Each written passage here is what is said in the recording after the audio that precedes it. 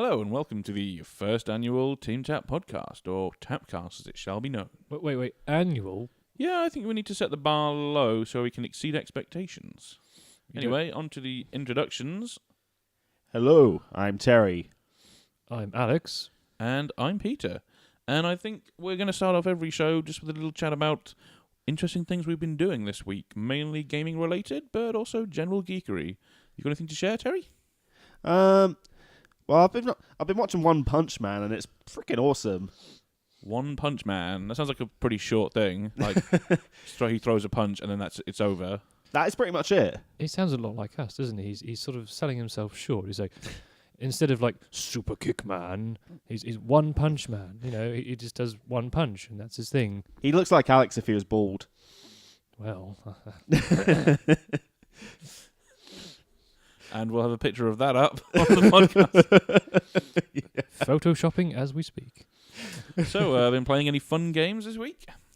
Yeah, well, sort of. I've been trying to play one particular game, which we'll chat about in a bit. You know what I'm on about.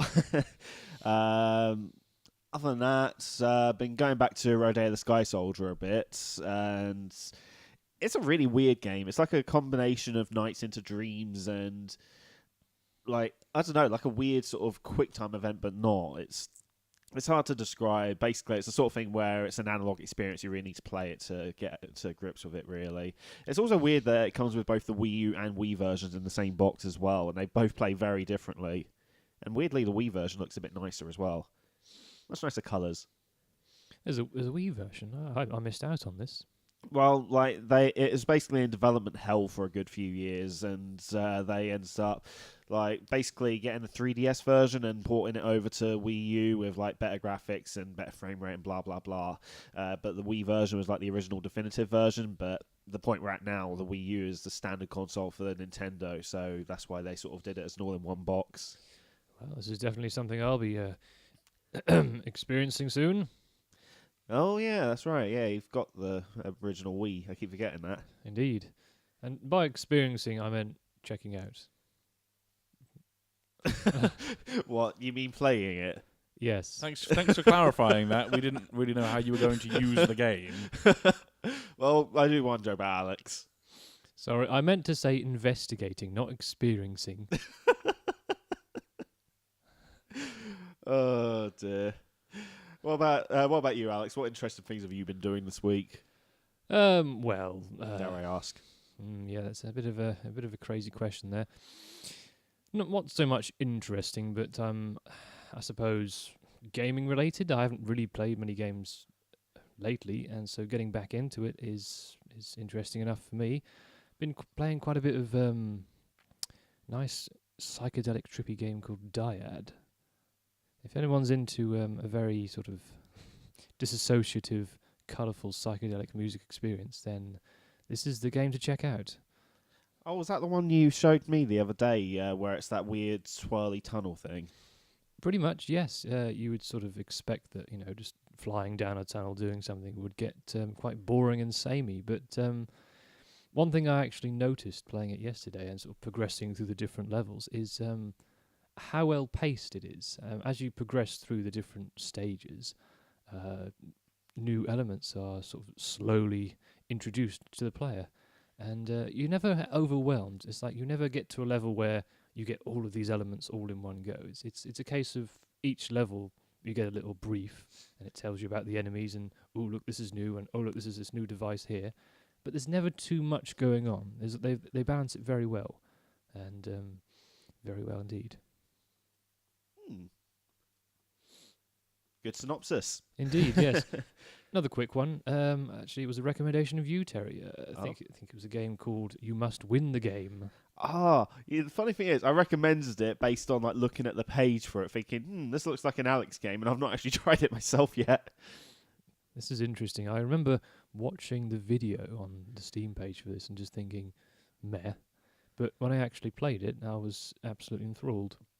It's a classic homage to the old C64 screen-by-screen adventure games, with a good deal of not catchphrases, game references and all sorts.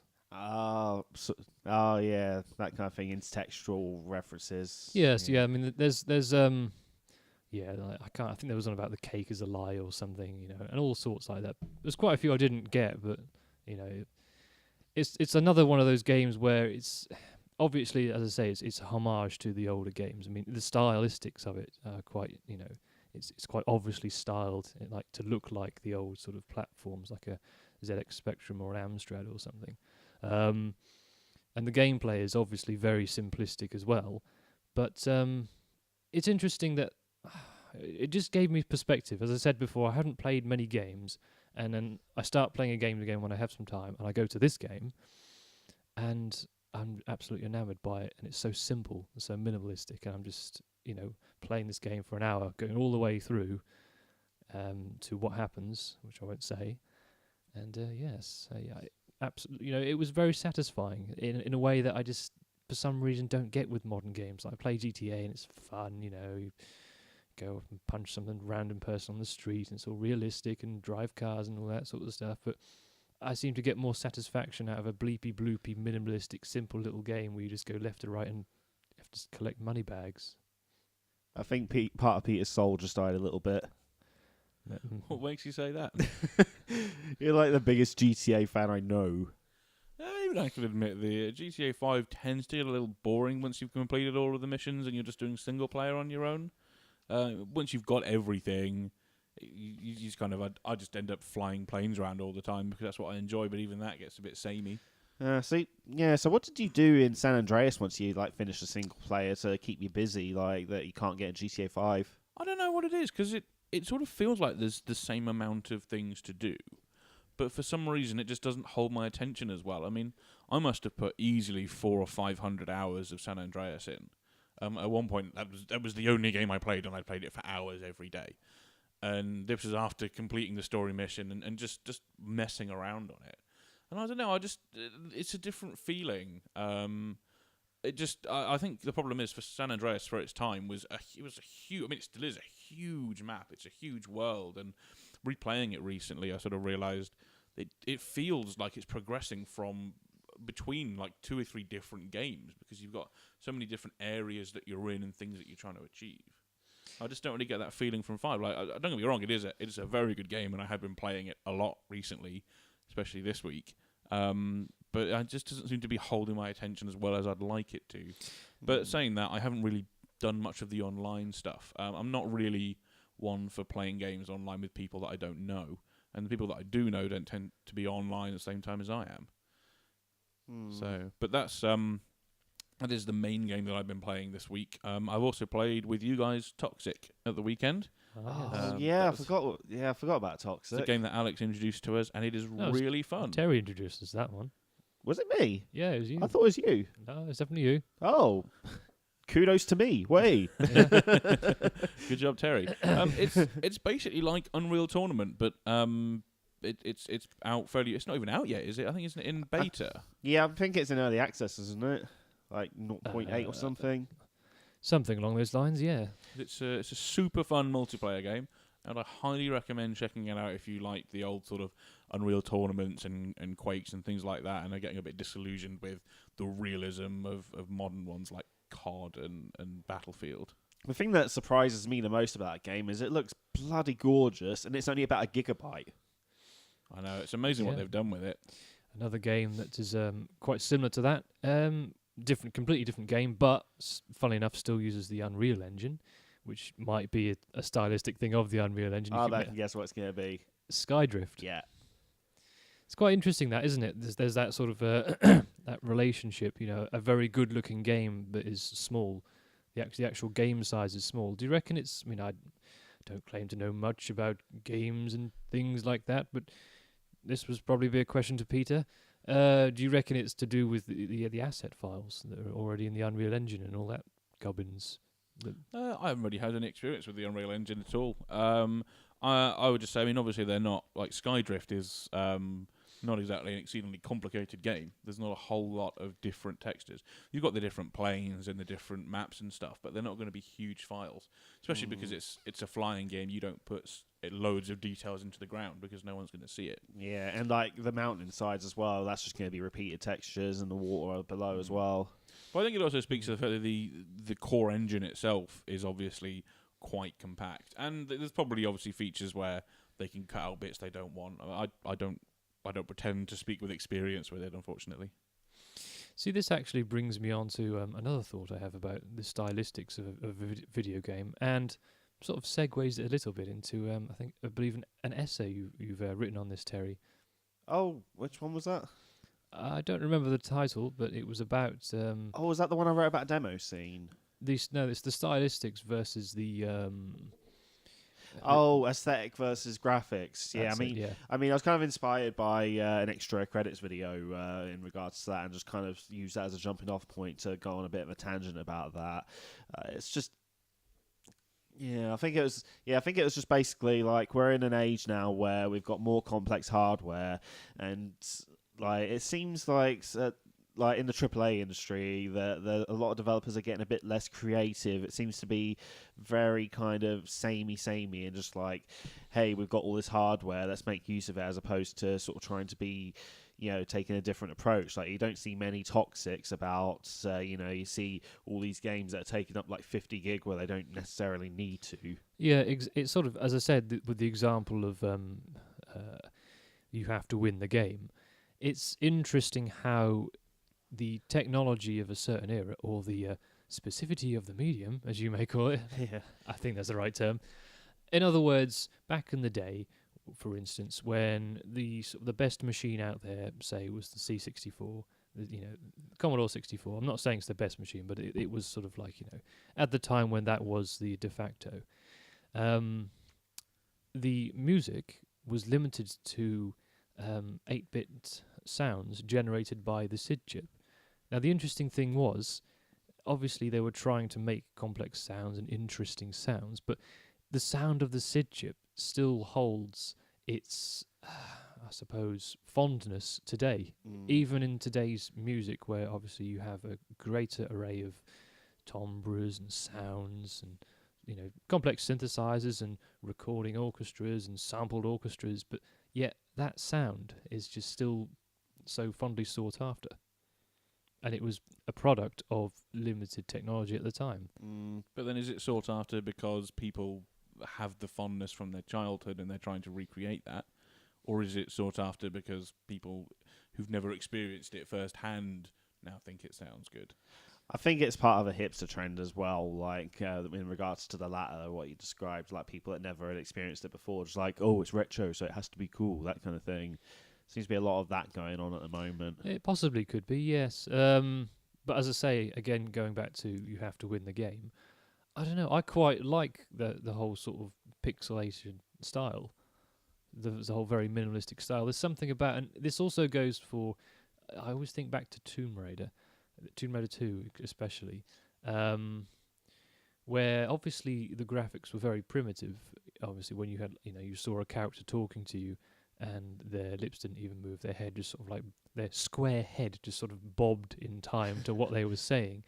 But after you've played the game for about, an hour or so, you became immersed in it enough that your mind would fill in the gaps. It was a sort of suspension of disbelief in a way.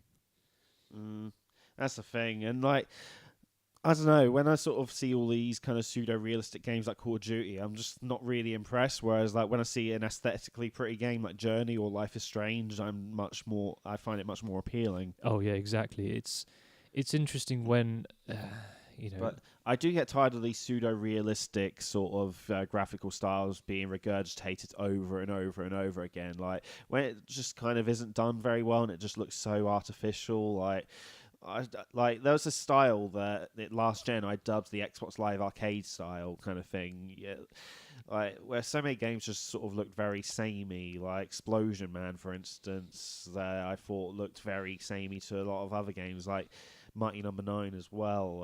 I'm just not really keen on the aesthetic style of them because I don't know what they're really going for, like, because they look like they're sort of trying to go for a new take on retro style, and I just don't like how it looks. Yeah, I sort of get that impression with racing games. Actually, I mean, there's so many racing games; it's like a saturation. But the thing that sort of, the reason I actually don't play just one racing game and one racing game only is there was something else about a different racing game that has a certain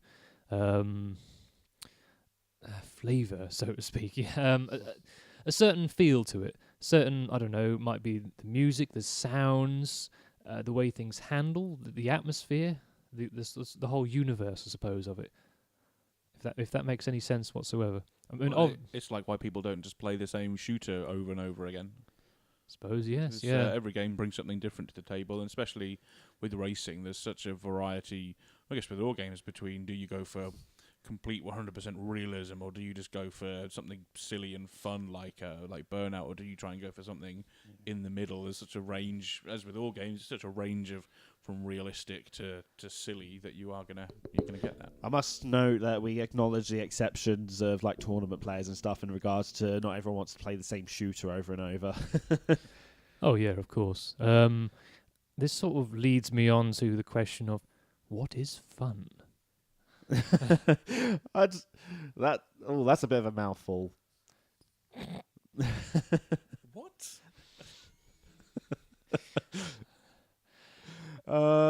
In other words, fun can be different things for different people. One person could sort of say, "Oh yeah, fun is playing a super realistic flight simulator or truck simulator, and pretending I'm driving this truck 100 miles." And everything's very super realistic. Fun for somebody else might be complete escapism, wacky world where everything is just strange and unrealistic on purpose. Yeah, I think for me, like a big put off for me sometimes is oversaturation with games. Like when I see a game series that gets yearly releases, it instantly puts me off because I just think you've not put much effort into that. It's just gonna be the same regurgitated thing from last year. Like GTA, that comes out every few years, kind of thing, and they've put time and effort into that. Same with like Smash Bros and things like that. I don't mind waiting for a better game. How different can football get in a year? Yeah, but like again, every game has their place, I guess. But I think with FIFA, one argument I heard in favour of the yearly releases that made sense was like throughout the year they're doing all these roster updates to keep up with what's actually happening and all these little bonus things in like Ultimate Team and things like that. And people's hard drive space can only sort of take so much before it gets to the point where it's just like, you've just installed like about the equivalent of the game size and extra downloadable content and updates and stuff. I'll just set aside this other terabyte hard drive just for all the extra content. Yeah, I mean, maybe, obviously I'm probably exaggerating a little bit, but you get what I mean. And like another thing as well is the consoles that FIFA's released for, not all of them have hard drives. Well, actually, I think they now do, but before, like FIFA 14 came out for PS2. I remember the days of FIFA on the Sega Mega Drive. Interestingly enough, there is a hard drive attachment for the PS2, although it was only officially released in Japan, I believe, and you could download maps for Final Fantasy and SOCOM. Oh, yeah, that's right. I actually got the official Sony hard drive because I got one fitted so I can put all my legit discs on hard drive and just for convenience. And I was just like, oh, that was an official one because I thought it was just like some kind of hack thing that someone came up with, but then it doesn't make sense as to why that hole's there, I guess, in the console. Yeah, and the network adapter used for getting the PS2 online actually is also the hard drive adapter as well. Yeah, the IDE adapter. I never knew what that bay was for back in the day. I don't think most people knew, to be fair. I knew it was for some form of expansion thing. See, I thought it was just going to be like a massive cheat cartridge thing, but then cheat CDs came out, so I was like, oh, it's not going to be that then. Yeah, and I can't imagine a console manufacturer would put in a big slot to put your cheat device in. Yeah, I mean, I remember like with the PlayStation 1, they had that cheat cartridge slot on the back, but then they released the Slimline one and they took that away. Yeah, and I don't know if that was originally intended for cheat cartridges or whether it was intended for maybe future add-ons. Either way, the cheat cartridges were cool. Like I liked them. I thought they were so much cooler than the cheat CDs. My experience of those, which I will always remember fondly, is there was one for GTA Vice City where you could run faster than the fastest car. It looked mental. Damn. So, yeah. So, did we ask you, Pete? Like, we just kind of went off a bit of a tangent there. Like, what interesting things you've done this week? It was a fairly big tangent. We were talking about games. The last game I wanted to mention that I played, well, according to Steam, I have played 3 hours of the new Just Cause game, Just Cause 3. See, that's what I was saying I was going to elaborate on. Which is the game Terry was going to elaborate on. The Yeah. reason Steam thinks I played 3 hours of the game is because I was continually starting the game, playing through the start till almost the first save point, and then having it crash on me.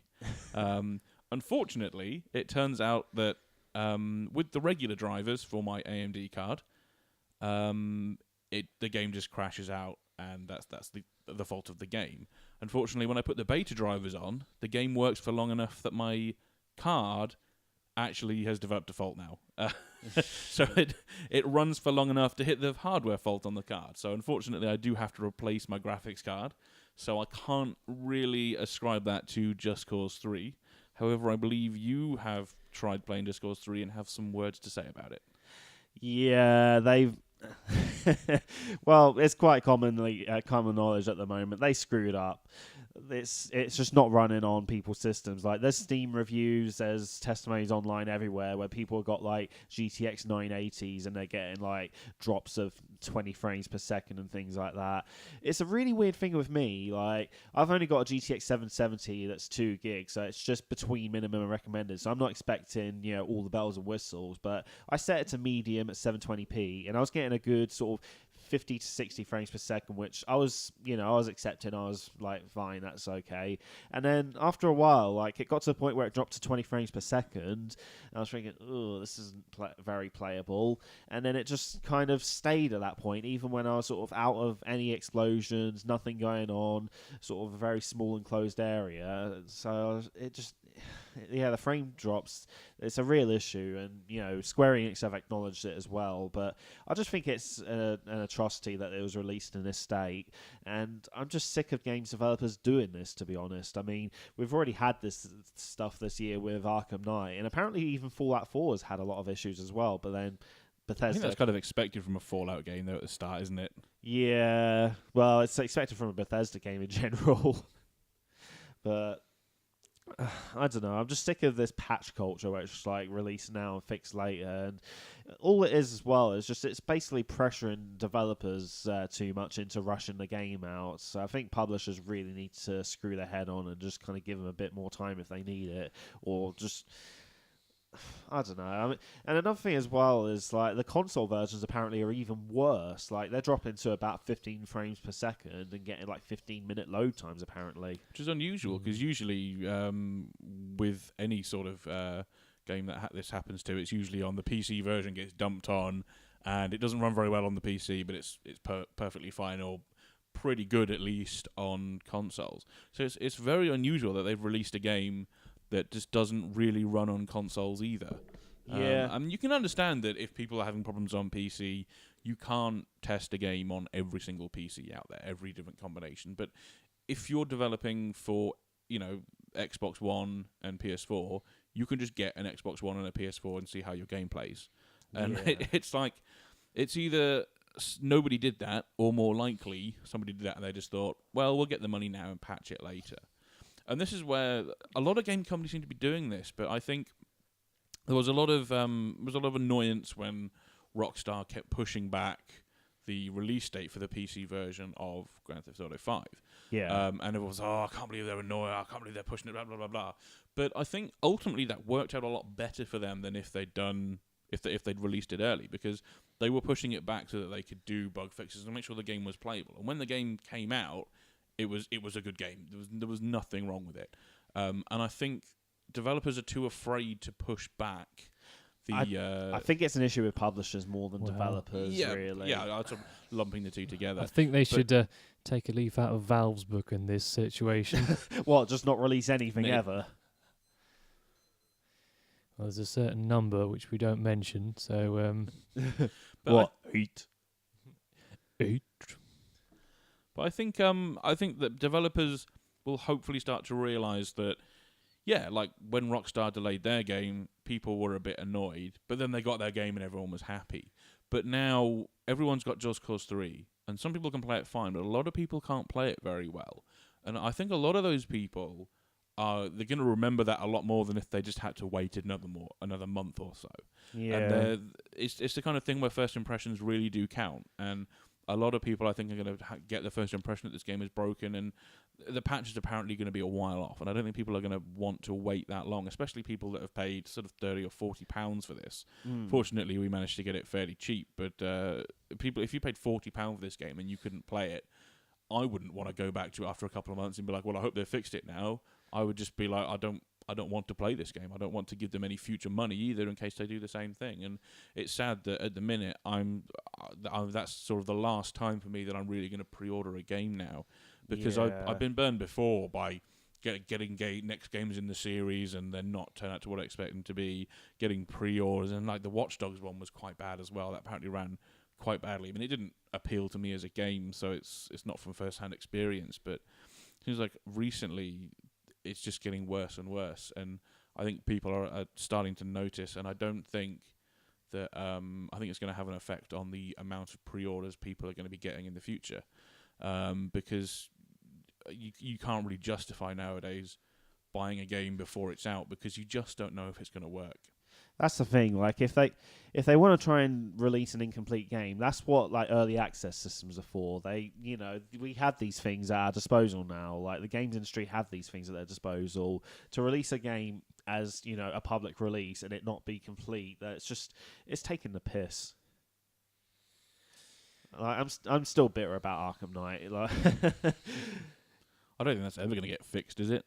No. Well, basically, I think it's at a point where it just pretty much can't be fixed unless they restart the bloody game, because what they did was they got a team of people to work on the PC version who apparently had never ever worked on a PC version of a game. They'd only ever worked on console games, and like since then they've been trying to fix it.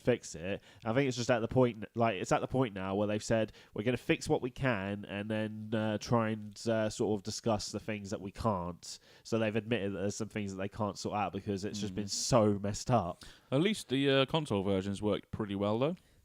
Yeah, I guess. If there's any consolation to the PC Master Race, at least the consoles have got theirs. Yeah. And like this time round, apparently Just Cause 3 is getting the PC version sorted out first, so it's kind of swapped around. Like online, I've seen a lot of smugness about this, but it's just like, between platforms, we should all be pissed off about if one platform gets a shitty release, because then, it just kind of otherwise it sets the precedent that it's okay for games developers and publishers to pull this shit, when it's not. We shouldn't be allowing this, we shouldn't be accepting this, and we shouldn't be encouraging this. And if any developer is doing this, then don't pre-order their games and don't buy their games. Therein lies the problem. They can get away with it because people will buy it anyway.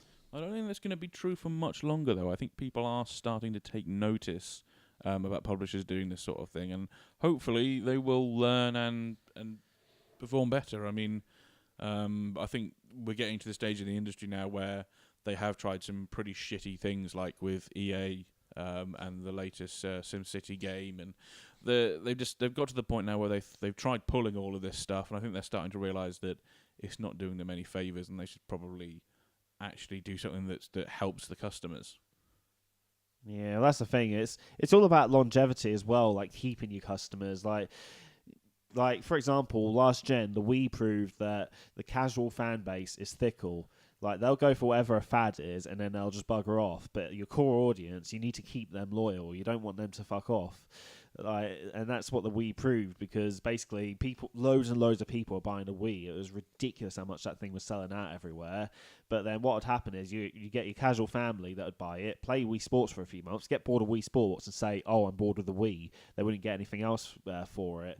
And then they just move on to something completely unrelated to games. So that's why the core quote gamer unquote audience is the important audience to appeal to if you're a games company. I think Nintendo have learned that. They seem to have learned that with the Wii U. They've got a lot of good, high-quality games, even like the Mario ones. Like Mario Maker is an extremely good game. And I think they've sort of realised that they can't just get by on the success of the Wii, because the Wii was sort of a flash in the pan, and they need to bring back their core audience. I think the 3DS did a very good job of bringing the core audience back. It's done pretty damn well. I think it did. I think the thing with the DS is it sits in the sweet spot for the sort of cost, portability, and the kind of games you play on it. And I've noticed that, especially like obviously the PS Vita is dead now, has been dead for a while. Yeah. And I think the problem with that is they were aiming too high. It cost a lot of money for a handheld, and the graphics were amazing, and apparently some of the games were quite good, but it's the sort of thing where I found that it wasn't the sort of thing you could pick up for 10 minutes on the bus.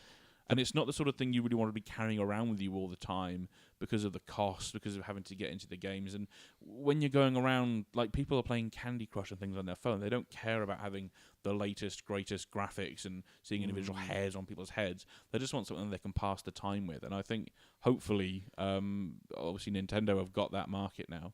And hopefully other developers, if they try a handheld, will realise this. On top of that as well, one of the main things for handhelds as a sort of unique selling point to developers is a lower development budget due to lower graphical quality, whereas you get this Vita that's like near enough PS3 quality graphics that you got to develop for, and that raises your development budget a lot, and as a result you've either got to not sort of cut down your profit margin or sell them for a higher price, so that's going to cut down on your game sales. Yeah, it's quite interesting what you say about like the Wii.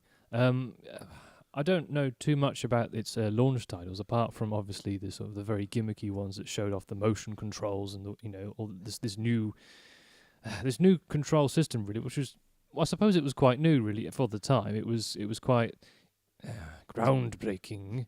Yeah. There's nothing else like it. But what other sort of games around its release were there apart from those sorts of games? Only one I can think of is Zelda Twilight Princess, and that was on GameCube as well at the same time. So yeah, that's the issue really. It was the games they sort of released really sort of tried to really sell its motion control aspect. If they'd have sort of said, look at these other games, they look good. It's utilising the engine of the console, etc., etc. In all fairness, though, I can't think of a single console that's had an amazing launch library. Yeah, I suppose that is. I mean, look at the Xbox 360. It took until 2006 for it to get Dead Rising and Gears of War. Like, all it had on release was, let's see, there was Call of Duty 2, there was Perfect Dark Zero, which is universally accepted as bad, Project Gotham Racing 3, Dead or Alive 4, that was about it.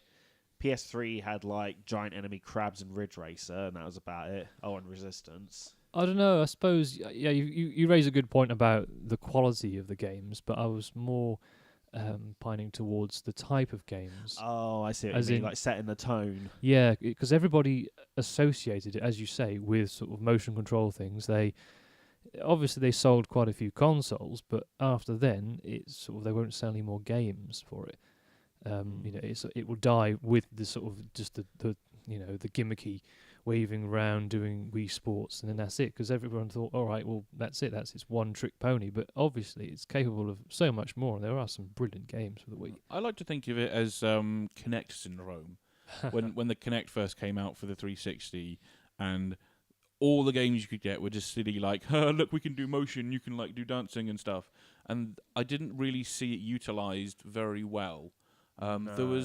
There was one game, I cannot remember what it was, and it was about driving tanks and stuff. I think it was actually for the Xbox One and the Kinect 2. Oh, I think I know the one you mean. I can't remember the name, but it used the controller and the Kinect. Yeah, like, so you'd have to like try and grab levers in the air and stuff. And by all reports, it was absolutely awful. People were putting videos up on YouTube of them trying to get through the tutorial and just not being able to do it and things like that.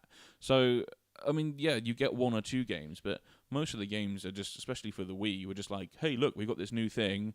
Let's just make some weird game for it and see what happens. And because it was such a radical departure, like I really admire them for going for the motion controller.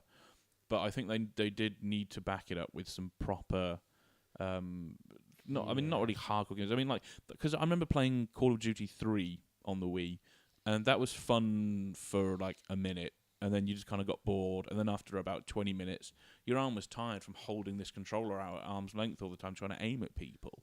Yeah. And they didn't really find the best type of game that it was fun for. And I think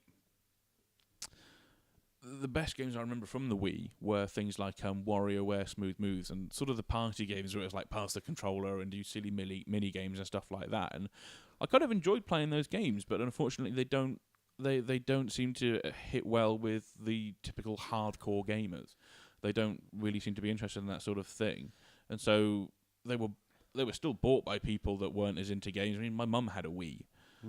But it's the kind of thing where, yeah, they had one, but they weren't really that invested in games. So they weren't the kind of people that were going to go out and look for new games to buy. Yeah. It was a case of they have some games, they'll play them, they're not going to get any more.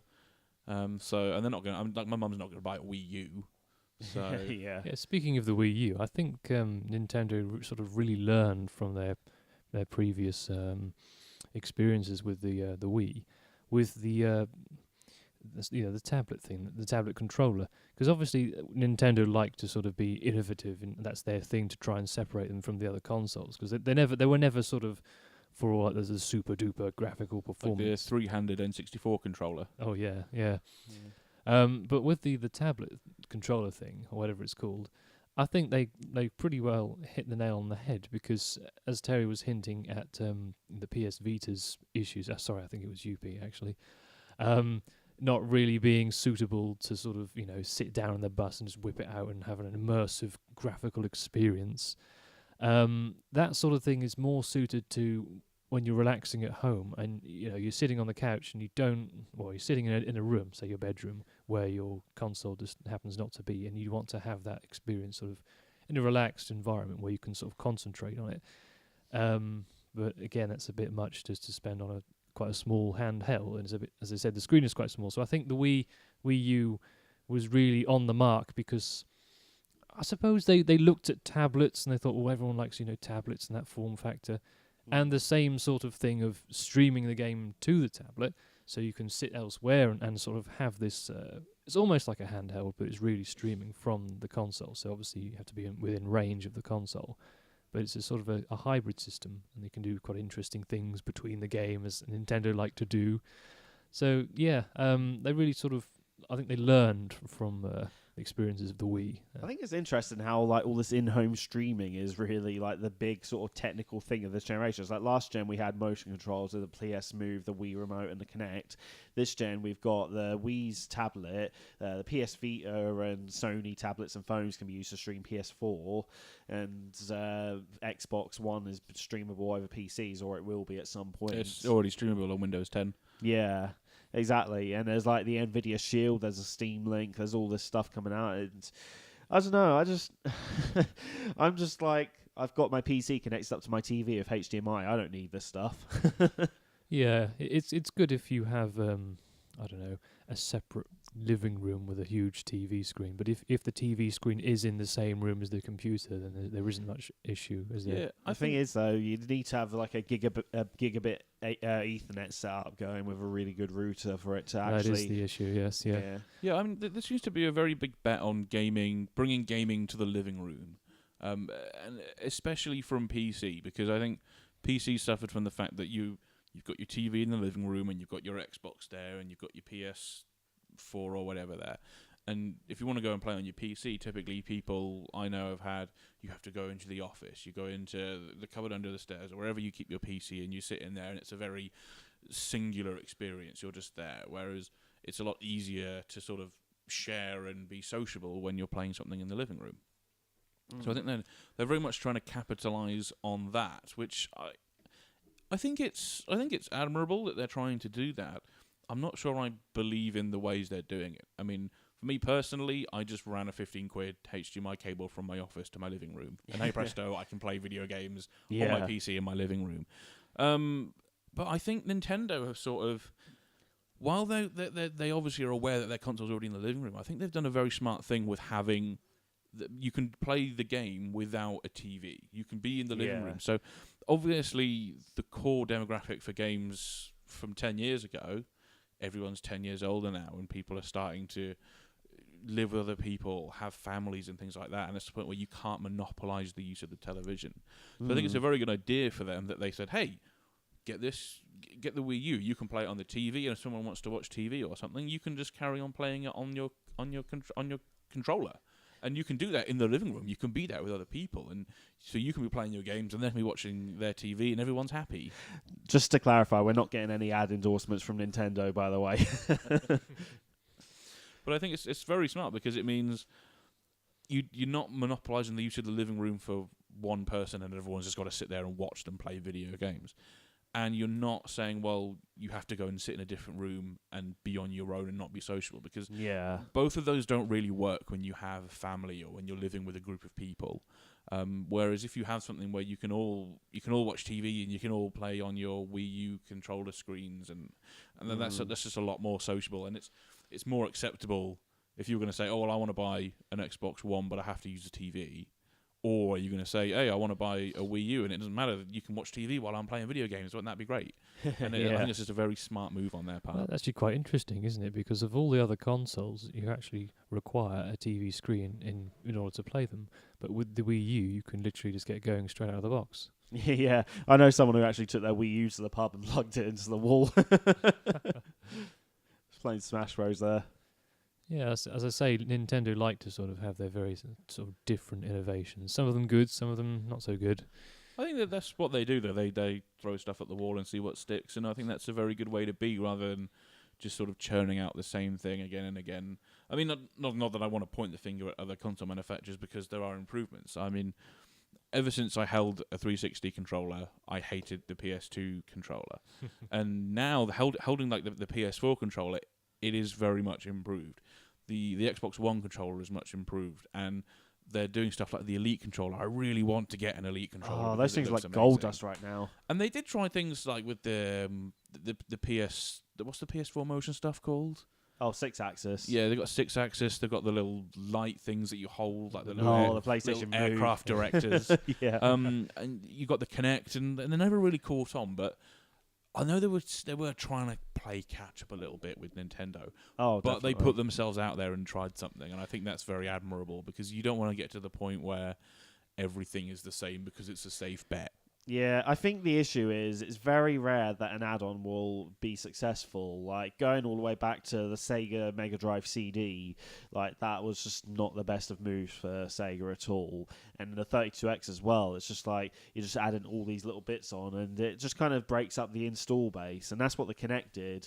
Like, I don't like the fact that Microsoft backed out of having the Kinect 2 as part of the Xbox console package, because now that lowers the install base, so who's going to have it, which means developers are just not going to make use of it now, because what's the point? But then a lot of people didn't want to pay the extra money. I think it was either a case for them of buy an Xbox One without Kinect or buy a PS4. Speaking of which, I can understand why they backtracked, but you know, it just basically rendered the Kinect 2 pointless. Yeah. Speaking of which, you make the interesting point about developers not sort of investing as much time in something when there's not enough people to actually use it. Yeah.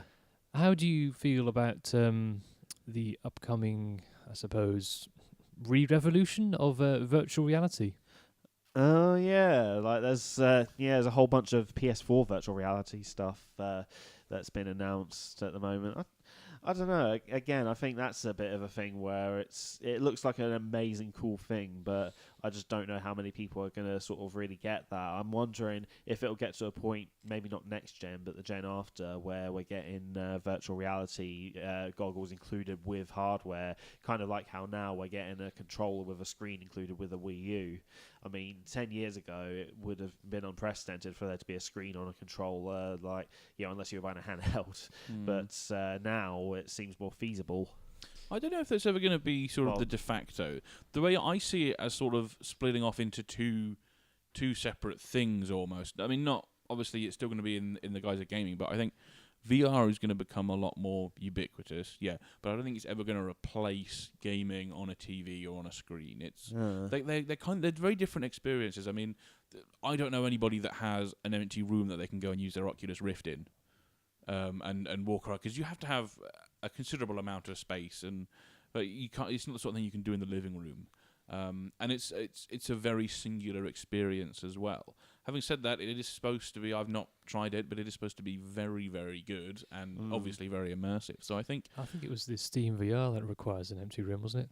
it's well, a lot of them you have to have the space to move around in, unless you're. Well, I know with the early Oculus Rift, all the games you sat down and used your keyboard and mouse or controller and stuff, but they're moving a lot more towards having motion sensitive like controllers in your hands that you move around and you can touch things in games with, and so I see it as very good. I think it's going to progress a lot more, but I think it's almost a separate market from traditional gaming, where it's a much more social experience. See, I think as well, like the main point I was trying to touch on was the fact that it's a very kind of young technology. I mean, virtual reality has obviously been dabbled in a lot in the past, but I think it's still a very new thing the way it's being done now, and I think it's going to be a while before we see it proper take off. I don't know. I think we've sort of.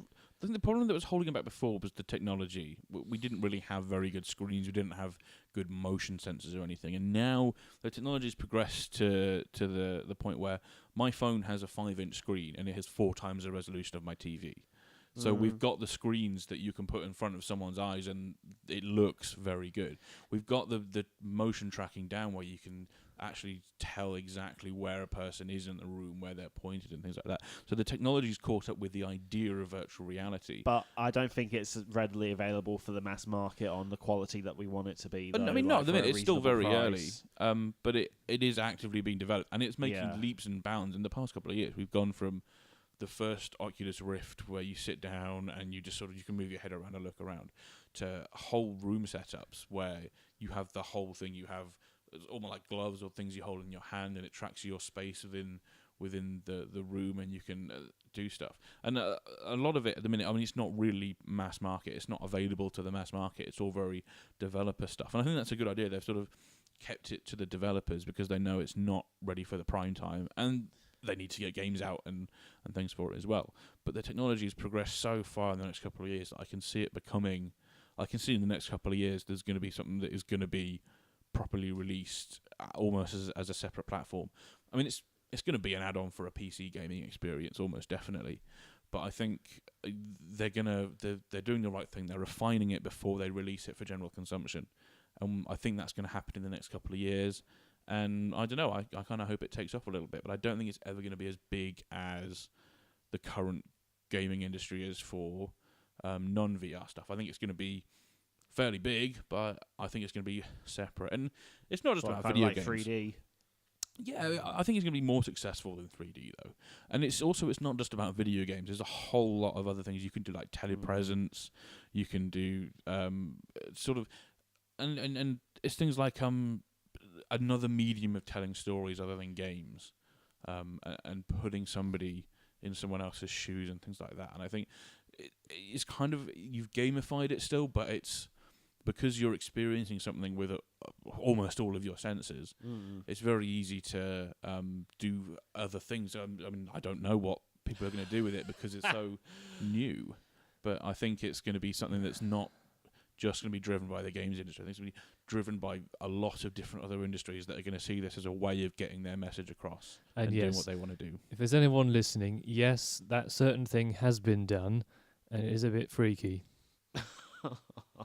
Don't think we need to elaborate there, and I don't want to ask. I'm just thinking of that scene in Demolition Man now. Which scene is that? with the helmets with Sandra Bullock and Stallone in the apartment, where it's all like trippy. Don't think I've seen it actually. Oh, you need to. It's a fantastic film. It is a good one. Anyway, on the topic of things coming back from the dead, VR of course is making a comeback, and so apparently are PS2 games on the PS4. Yeah, I'm not really impressed with the way that Sony have announced this, because basically they announced it as PS2 compatibility coming to PS4, as if like your PS2 game discs would be playable on it, sort of on the back of the whole Xbox 360 being compatible on Xbox One.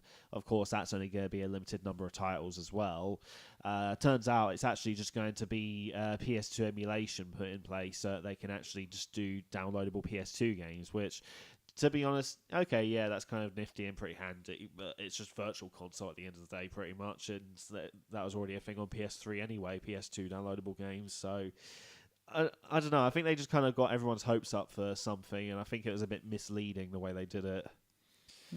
Well, it's an interesting aspect, really. I mean, personally, I still have my PS2 from ages ago when I first got it. Actually, it's not the original PS2. I mean, I broke that when I accidentally tried to open it, but that's another story. I have a PS2, and it's as I remember. It's the same model as I always had.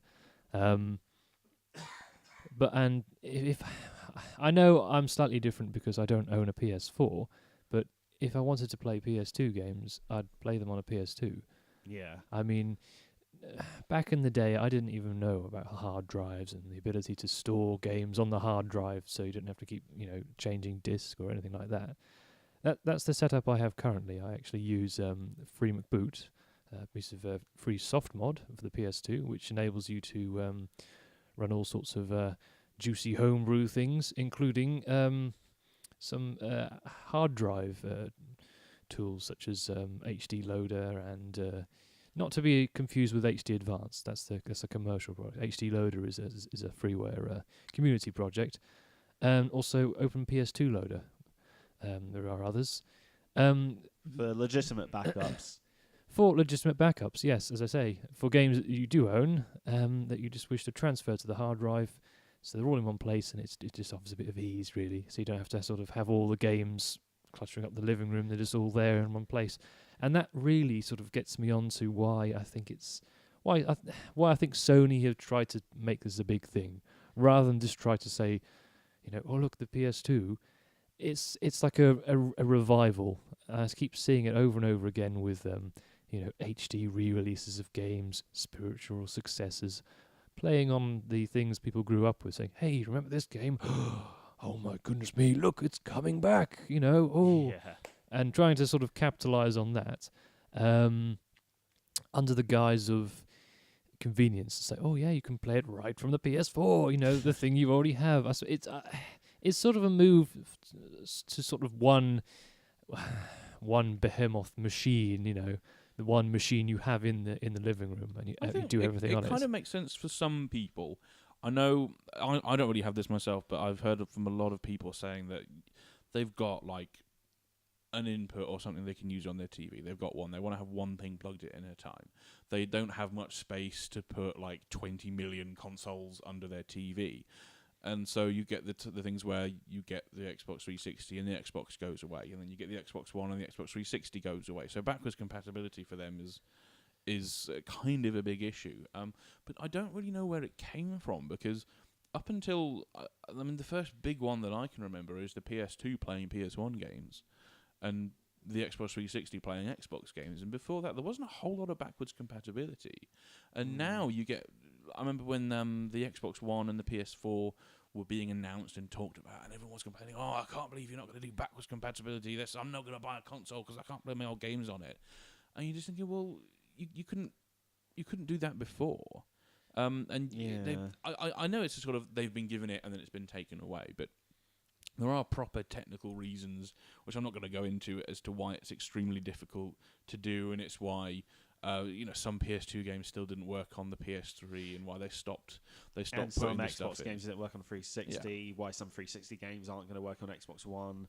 It's That's the thing. I don't see the point in backwards compatibility if it's not 100% or, at the very least, like, a high 90 something percent kind of thing, because you're just gonna be like getting a game in a shop thinking, well, I don't know if my hardware's gonna run it, so I've either got to stand here and look up a compatibility list on my phone, take a risk, or not buy it. And if you don't have the original hardware, and that's the issue. So then at that point, you might as well just have the original hardware. Does the PS4 even do it with discs, or is it literally just the virtual console store? It's literally just virtual console, basically. Okay. I mean, obviously they don't call it that; it's Nintendo's thing, but yeah. but yeah, Emulation. I mean, I'd like you guys. I've still got my PS2, and I still play games on it sometimes. And I can understand that, yes, the best way of doing it is keeping your old console and keeping your games and buying second-hand games for it and stuff. But I can kind of see that Sony aren't ever going to come out and tell you to do that, because Sony don't make any money if you do that. Yeah, that's the Sony thing. want you to buy their new console, and they want you to rebuy all of your games through them. Yeah. Through their digital service for a lot more than you'd pay if you bought them second-hand, like you can get PS2 games now. Yeah, see, I mean, one thing that would have been pretty cool if they would have gotten 100% compatibility down for it is if they, for example, HDMI upscaling. Like, I've got a component cable from my PS2 to my TV, and it still looks good. But I remember my PS3 upscaling looking that little bit better, and I've got a decent upscaler in my TV, but HDMI upscaling just always looks a little bit better. And I noticed the same when I switched from having my original Wii through component to playing original Wii games through the Wii U on HDMI. Just upscaling the resolution that hardware itself outputs really makes a noticeable difference. I mean, especially when you're doing capture and stuff as well, like, it really makes a difference with that as well, especially if it's upscaling to get rid of interlacing as well, because some original Wii games had interlacing, and that gets rid of that. Same with when I had the 60 gig PS3 before that packed up, when I had some of my PS2 games working through that made quite a bit of difference as well. So, it would have been really handy for that kind of thing. But like I said before, if it's not going to be, about 100% compatibility, I just see it as an empty gesture. But I do see the point of, putting them as available downloads, just for people that, maybe don't still have the original hardware, don't have the original game and missed out on it the first time round, or just want to get it again without having to buy all the original stuff. Like, same with the HD remakes. I can see the point of those as well, for the people that missed it the first time round, or the people that sold their original hardware and figure, well, I'll just get that again on that thing. It makes a lot of sense, and like with the downloadable versions as well, I'm all in favour of that kind of stuff. But where will it stop? For every new generation of console, will you have to re-buy all of the classics all over again? Not if you kept the original. Suppose, yes. I remember everyone telling me that I was going to have to rebuy all of my DVDs as Blu-rays, as if DVD players were suddenly going to disappear when I got a Blu-ray player. I know, right? And I've got a PS3. I pretty much only use it for playing Blu-ray movies, but I can still play DVDs on it as well. So I'm not really that bothered about rebuying all of my games. And I think that's the same. I don't want to rebuy all of my games. Yeah. Because I have kept my PS2. If you don't have a PS2, you can pick them up for like £10 or £20 on eBay. It's not a huge issue to get one. And for me, it's not the space. And if the space is an issue for you, keep it in the cupboard and just bring it out when you want to play it. I mean, another reason I'm in favour of redistributing all these old games is System Shock 2 is a prime example of this. For ages, the only way you could legitimately get it was to buy a second-hand copy on eBay for about £50. That wasn't going to benefit the publisher. That was only going to benefit some scalper on eBay. And on top of that, it was made for Windows 98, so there were bound to be compatibility issues that you'd end up having to trawl online for patches for. In 2012, on Steam and GOG, they re-released it, updated to run on Windows 7 and all the newer systems, so that people could experience it. And that's the thing, that game was keeping so much relevance on games forums, and I doubt most of those people had a legitimate copy. And this just gave a way to legitimize it. And it's like another game as well is Toonby. That goes for like £50 on PS1, and they released it on PlayStation Store, and I was just like, yoink, I got that for about a £5. I suppose, in these instances, what you're actually paying for when you sort of rebuy, so to speak, these games, is the convenience of, for instance, if you're playing it on a console, just being able to have the one console in your living room attached to the television if you've got limited space. Yeah. And in the case of System Shock 2, it's for the service they have provided of getting it all to work, really.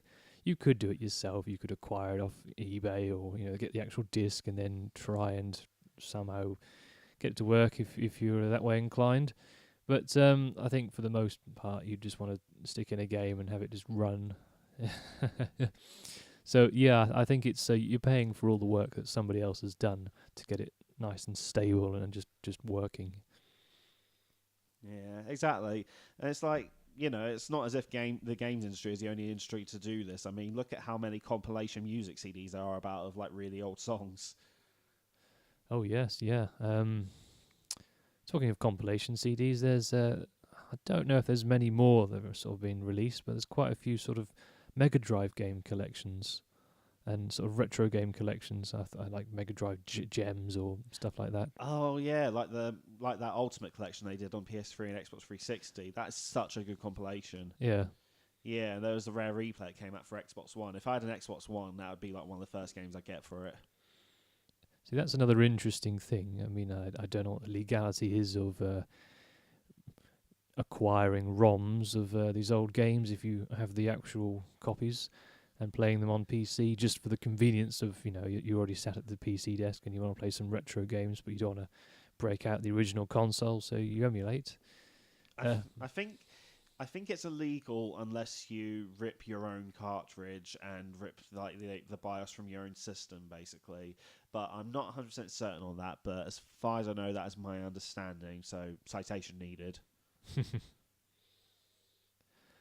But yeah, it's a little bit like that. I suppose it would be an emulator, really, wouldn't it? On these consoles, on the disc, it would contain the software that emulates the hardware and also the ROM. Well, that's how PS3 and PSP do it with PS1 games, the downloadable ones. It's just on an emulator. Yeah, I suppose there's this big sort of divide between convenience and experience, because obviously with the original hardware, you're going to have the best experience because, well, it's going to be obviously the most accurate because it is the original. Yeah. Versus, if you don't want to have all these consoles just out, or you don't want to have to sort of go to the cupboard, get one out, replace another one, etc., etc. You can just have one unitary machine to do it all. Sometimes re-releases are how the developers kind of originally envisaged the game, but didn't have the hardware capable enough to manage it. Like GTA 5, for instance, when they brought that out for the newer platforms, like that, that was basically the game that they originally wanted to make, but they were limited by the hardware of the PS3 and the 360. Oh yeah, it's quite interesting actually when I've actually played a few.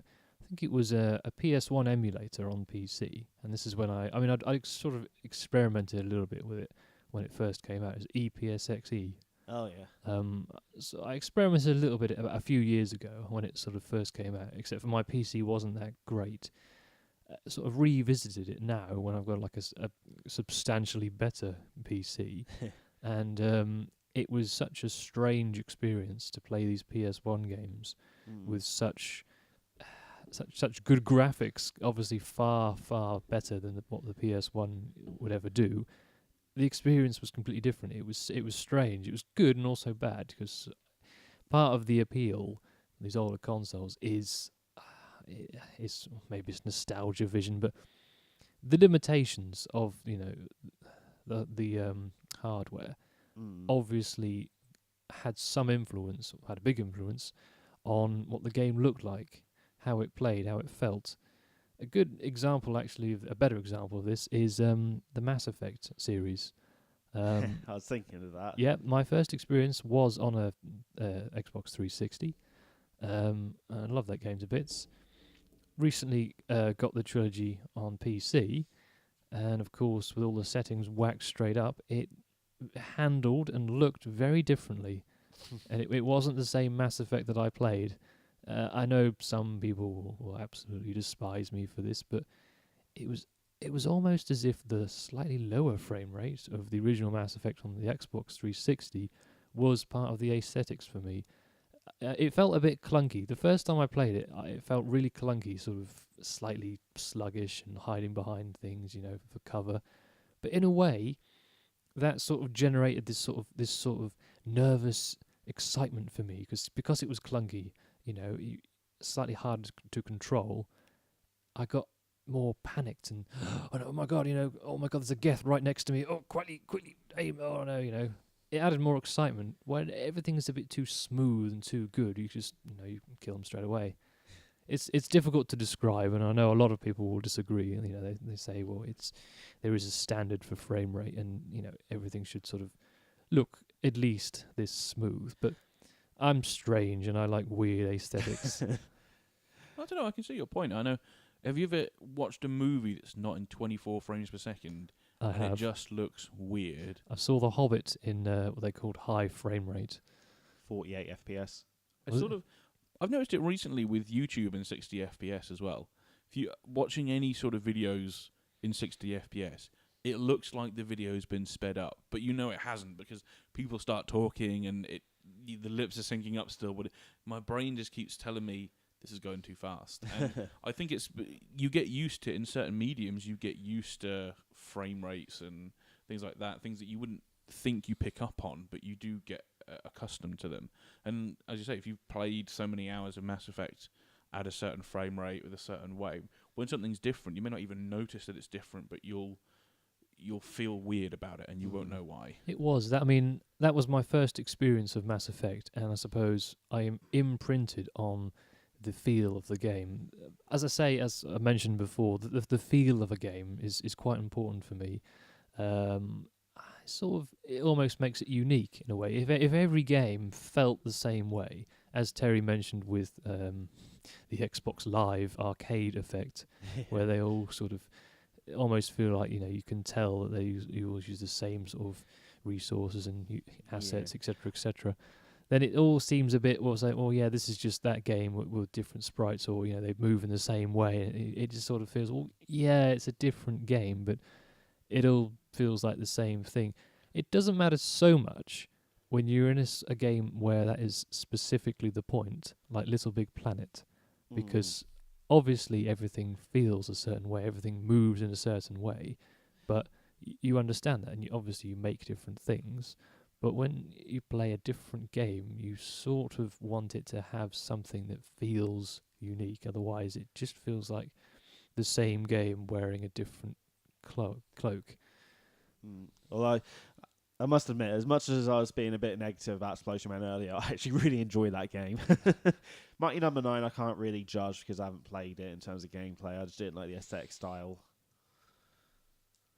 But, by the way, just going back to the whole reboot thing, just something I want to slip in there. There's going to be a Shaq Fu sequel, which I find really bloody odd because that game is universally hated.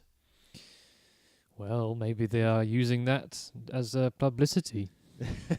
Possibly. I've seen the aesthetic of that, and it kind of reminds me of Street Fighter 4.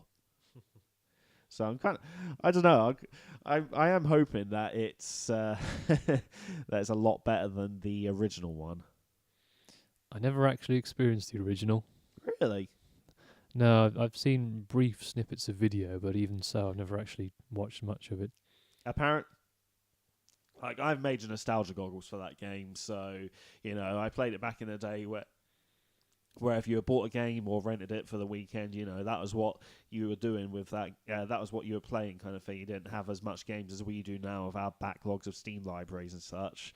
So I played the hell out of it, and I've got a copy now as well. But apparently, there's people online that hate it so much they were trying to get an initiative going to get all the remaining copies on Earth and burn them. Censorship. Yeah. That's what is it with basketball players wanting to get these strange IPs? There's Shaq Fu with this. There's Michael Jordan with Space Jam. Apparently, Shaq's going to be in Space Jam 2 as well. Apparently, that's going to be a thing. I didn't even know Space Jam 2 was going to be a thing. Yeah, well, that's what I read about that a good few months ago, but I've not heard anything about it since, so I don't know whether that might have been a hoax article or not. It sounds like the sort of thing that could be a hoax, but at the same time, could be true. You never know. Yeah. But, So, what else has been going on with games? Or did you want to add anything to that, Pete? Oh, I think you pretty much covered that. Speaking of things that we're not entirely sure what's the truth or not, as you say, there's some interesting things occurring with a certain beloved Japanese developer. Yeah, so it's been quite widespread news over the week that Kojima's been basically not allowed to be at the Game Awards ceremony for Metal Gear Solid 5. The reports online basically saying that apparently Konami's lawyers wouldn't let him leave Japan as he was still like a part of the company or something. I'm not really sure what kind of legislation or contractual law there is in place to stop him from leaving the country. It's a bit of a weird one. I can't imagine he's prevented from leaving the country. I think it's more from what I gather, he's not allowed there because it's the developers of the games were invited, and as he no longer works there, he's not a developer of the game anymore, technically. See, yeah, but then the report I'm reading is saying that he is still like contracted by them, like for the bit of a. I can't remember what the duration is, but it did say. But yeah, it's a bit of an odd one. But either way, I mean, I think it's a bit sucky if you've put all your effort for years into this game franchise that's like one of the biggest franchises in the industry, and then you're told, nope, you can't come to this award ceremony. Could be a cultural thing. I don't know. It's just like, I don't know. Imagine for some. I don't know why this is the example I think of, but imagine Spielberg not being at an Oscar award for like E.T. back in the day or something. You know what I mean? It just feels like that. But I don't know. It's just. I think Konami these days just seems to be like a bunch of children throwing their toys out the pram. Konami's reaction has been a strange one. What with Kojima saying that he's left them, and them saying, no, he's not left, he's just on holiday, he's coming back, we promise. And then there's photos online of his leaving party posted. Yeah, and now they're just like, well, you can't come to this award thing anyway. it just seems like a bad breakup to me. Yeah. They're just being very spiteful towards him when he's made them so much money. I know, and I just find it amusing that they took his name off of the logos and branding of Metal Gear Solid 5, and then they're happy to like quote review articles that are using his name in the marketing of their game.